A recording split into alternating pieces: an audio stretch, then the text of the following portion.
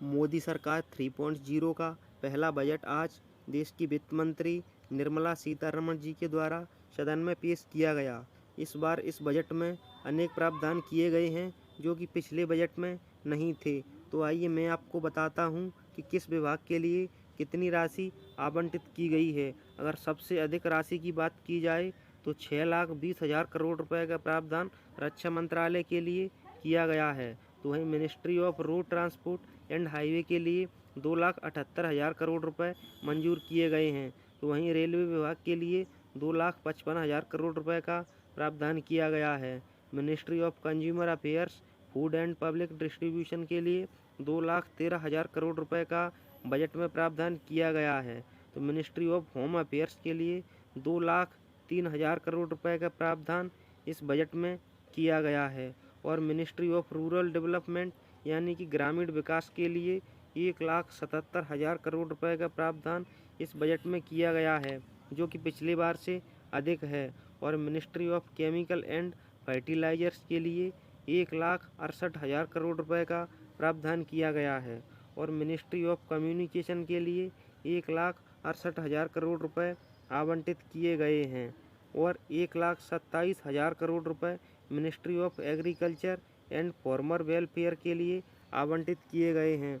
वहीं बजट पेश करते हुए देश की वित्त मंत्री निर्मला सीतारमण ने कहा कि यह बजट सभी वर्गों को खुश करने वाला है। इसमें युवाओं के लिए रोजगार, किसानों के लिए दोगुनी आय करने का संकल्प तथा बिजनेसमैन तथा अन्य व्यक्तियों के लिए भी सभी तरह के प्रावधान हैं।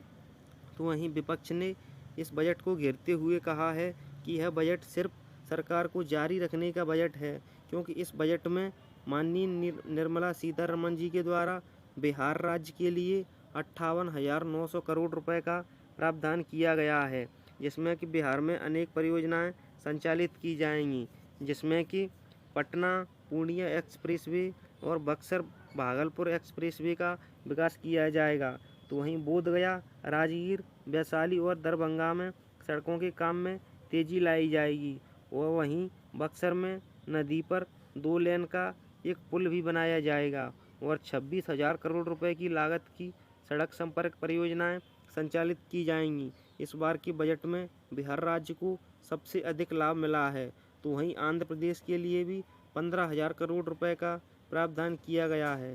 देश की वित्त मंत्री निर्मला सीतारमण जी ने कहा कि जब से आंध्र प्रदेश बना है 2014 से, तब तक आंध्र प्रदेश की अपने पास खुद की राजधानी नहीं है। यह बजट आंध्र प्रदेश के लिए राजधानी को विकसित करने के लिए दिया गया है तथा आंध्र प्रदेश में अनेक परियोजनाएं भी संचालित की जाएंगी। तो वहीं विपक्ष ने इस बजट पर निशाना साधते हुए कहा है कि इस बजट में किसी के लिए कुछ भी नहीं है। अखिलेश यादव ने कहा कि इस बजट में शिक्षा, स्वास्थ्य, रोजगार तथा अन्य मुद्दों की बात ही नहीं की गई है। तथा अन्य विपक्ष के नेताओं ने कहा कि इस बजट में अग्निवीर योजना में सुधार की गुंजाइश थी, लेकिन उस पर भी सरकार ने ध्यान नहीं दिया। तथा पेंशनर्स तथा एनपीएस कर्मचारी चाह रहे थे कि इस बजट में उन्हें पेंशन प्रदान की जाएगी, लेकिन उस ओर भी सरकार ने ध्यान नहीं दिया। अब सबको अगले बजट का इंतज़ार करना पड़ेगा।